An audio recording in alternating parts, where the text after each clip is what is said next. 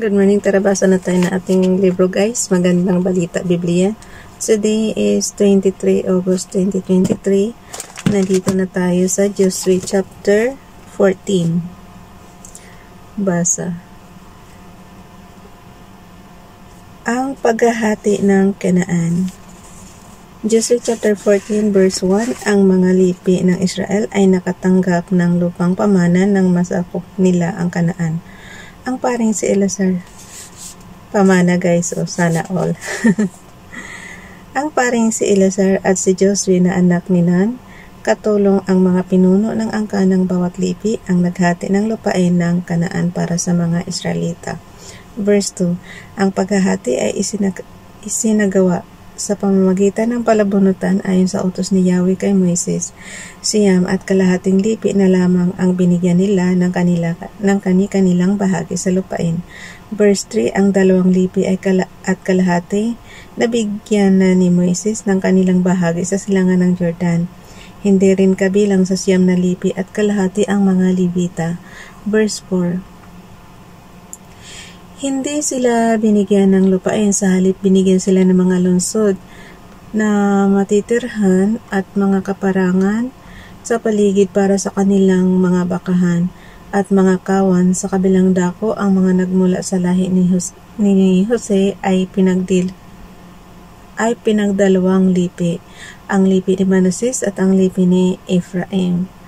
Verse 5, pinaghati-hatian nga ng mga Israelita ang lupang iyon ayon sa utos ni Yahweh kay Moises. Ibinigay kay Caleb ang Hebron. Verse 6, lumapit noon kay Joshua sa Gilgal ang ilan sa lipi ni Judah. Isa sa kanila si Caleb na anak ni Jephunneh na mula sa angka ng Senizio. Sinabi nito kay Joshua, alam mo ang sinabi ni Yahweh kay Moises sa kanyang lingkod tungkol sa ating dalawa ng tayo nasa Kadesh Barnea. Verse 7, 40 taon na pa lamang ako noon. Isinugo niya tayo buhat sa Kadesh Barnea upang lihim na manmanan ang lupain ito at iniulat ko sa kanya ang buong katotohanan. Verse 8, kahit na ang bayan ay tinakot ng ibang kasama natin, buong katapatan pa rin akong sumunod kay Yahweh na ating Diyos. Verse 9, kaya't ipinangako sa akin noon ni Moises na dahil sa aking buong katapatan sa pagsunod kay Yahweh, magiging bahagi ko at ng aking mga anak ang lupang matapakan ng aking mga paa. Verse 10, 45 taon na ang lumipas, buhat nang sabihin ito ni Yahweh kay Moises. Nooy naglalakbay pa sa disyerto ang bayang Israel, iningatan ni Yahweh ang buhay ko hanggang ngayon. 85 taon na ako ngayon. Ang tiyaga. Wala silang ginawa noon kundi maglakbay, tapos yun nga, giyera. 85 taon na ako ngayon, 11, ngunit hindi pa nagbabago ang lakas ko mula nang ako'y isugo ni Moises upang siya sa atin ang lupaing ito. Sa panahon natin ngayon guys, swerte ka na kung makaabot ka ng 80 or 100. Kasi siyempre iba yung noong araw. Verse 11, ngunit hindi pa nagbabago ang lakas ko mula nang ako'y isugo ni Moises upang siya sa atin ang lupaing ito. Kaya ko pang makipaglaban at gawin ang kahit anong trabaho. Verse 12, kaya ibigay mo na sa akin ang kaburulang ipinangako sa akin ni Yahweh. Narinig mo rin na mga higante ang nakatira doon at matitibay ang pader ng naglalakihan nilang lungsod. Ngunit sa tulong ni Yahweh ay palalayasin ko sila sa lupaing iyon gaya ng ipinangako niya. Kung maibabalik mo lang ang panahon guys, no, hindi mo gustuhin na mangagaw sila ng lupain ba? Hindi mo rin gustuhin na magigira parati. Sino ba naman gusto may gulo? Pero dahil sa lupa nga, oh. Verse 12, kaya ibigay mo na sa akin ang kaburulang ipinangako sa akin ni Yahweh. Narinig mo rin na mga higante ang nakatira doon at matitibay ang pader nang naglalakihan nilang lungsod. Ngunit sa tulong ni Yahweh ay palalayasin ko sila sa lupain iyon gaya ng ipinangako niya. Verse 13, binasbasan nga ni Joshua si Caleb na anak ni Jephunneh at ibinigay sa kanya ang Hebron. Verse 14, ang lupain ng Hebron ay nanatili hanggang ngayon sa angkan ni Caleb na anak ni Jephunneh na isang Senizio, sapagkat buong katapatan siyang sumunod kay Yahweh, ang Diyos ng Israel. Verse 15, noong unay lunsod ng Arba ang pangalan ng Hebron bilang alaala kay Arba, ang pinakadakila sa mga Anasio, at nagkaroon nga ng kapayapaan sa buong lupain. Basahin ba natin itong chapter 15? Sige, basahin na natin. Joshua chapter 15, ang lupang para sa lipi ni Judah. Joshua chapter 15 verse 1, ang lupaing napapunta sa lipi ni Judah ay mula sa dulo ng Edom at hanggang sa ilang ng Zin sa kaduluhan sa gawing timog. Ito ang pinaghati-hatian ng mga angkang bumubuo ng lipi. Verse 2, nagmula ang hangganan sa lupaing ito sa timog ng dagat na patay. Verse 3, nagtuloy sa landas ng Akrabim at lumampas patungo sa ilang ng Zin. Buhat to ay umahon sa Kades Barnea, nagdaan ng Hezron, nagtuloy sa Adar at lumikong patungo sa Karka. Verse 1, matapos tahakin ang Asmona, tinunton ang batis ng Ehipto at nagtapos sa dagat Mediteraneo. Ito ang hangganan ng Judah sa timog. Verse 5, sa gawing silangan, ang hangganan ng lupaing ito ay ang dagat na patay hanggang sa bunganga ng Jordan. Dito naman nagsimula ang hangganang Hilaga. Verse 6, umahon ito sa balikat ng Beth Hogla, dumaan sa hilaga ng Beth Araba, at nagtuloy sa bato ni Buhan na anak ni Reuben. Verse 7, buhat sa libis ng kaguluhan, umahon sa Dibur at nagtuloy sa hilaga. Lumiko ito patungong Gilgal na nasa tapat ng pag-ahon sa Adamim. Sa timog ng libis, tumawid ng batis ng Enshemes at nagtuloy sa batis ng Enrogel. Verse 8, buhat dito'y paahong tinahak ang libis ng Ben-Hinnom na nasa timog ng burol ng mga Jebuseo na tinatawag ding Jerusalem.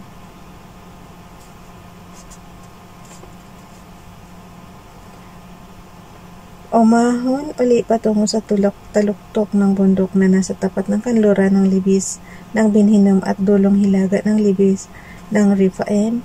Verse 9, buhat sa taluktok ng bundok ay lumikong patungo sa batis ng Nephtoa at lumabas sa mga lungsod sa bundok ng Ephron at bumaling na papuntang Baala na tinatawag din lungsod ng Jerim. Verse 10, umikot sa kanluran ng Baala patungo sa bundok ng Seir, nagdaan sa libis ng nahilaga ng bundok Jerim na tinatawag din Kislon. Lumusong na patungong Beth-Semes at nagtuloy sa Timna. Verse 11, buhat naman dito, umahon sa libis ng bundok sa hilaga ng Ekron at bumaling na papuntang Sikron.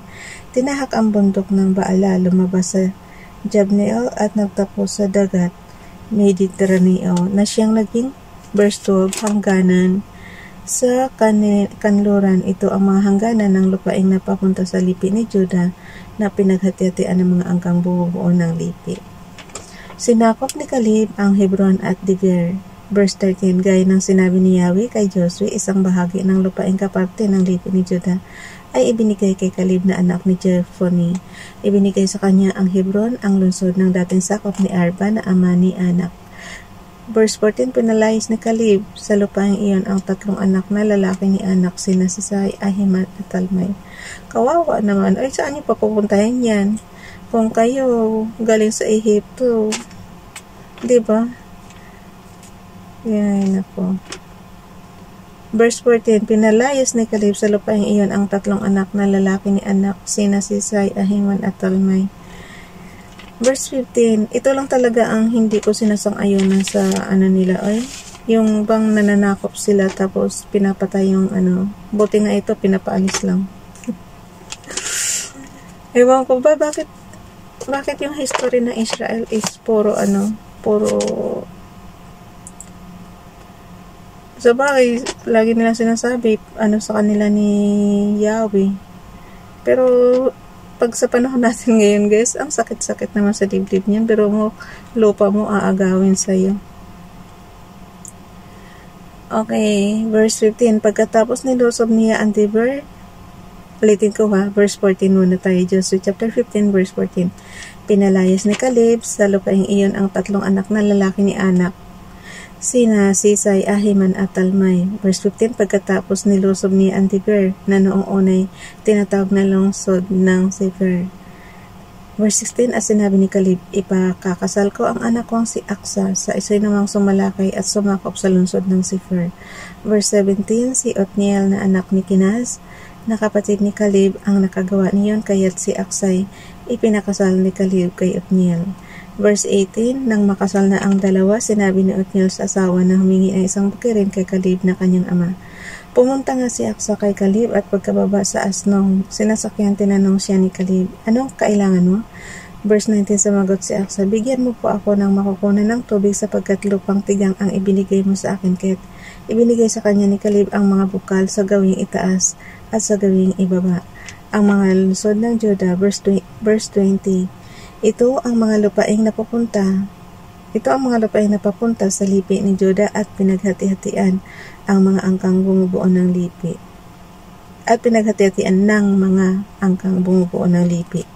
Verse 21, ang mga lungsod na nasa kaduluduluhang timog sa may hangganan ng Edom ay ang Kabzeel, Eder at Jagur. Verse 22, sina Dimona at Adada. Verse 22 guys. Sina, Dimona at Adada. Verse 23, Kades, Hazor at Intan. 24, Zip, Telem at Bilot. 25, Hazor, Hadata, Karyot, Hezron na tinatawag ding Hazor. Verse 26, Amam, Shema